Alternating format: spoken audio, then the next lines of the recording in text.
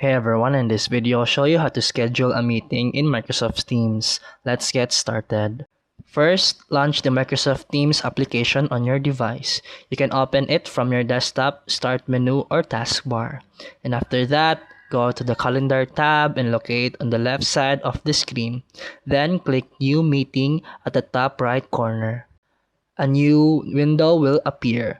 Look for the Add Title field and type a descriptive name for your meeting. This helps participants understand what the meeting is about.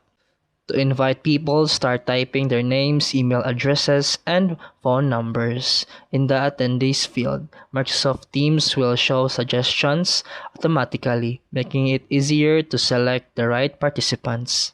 Next, set the date and time for your meeting. Choose the specific start and end time. Set it as an all-day event or make it recurring meeting if it's happen regularly.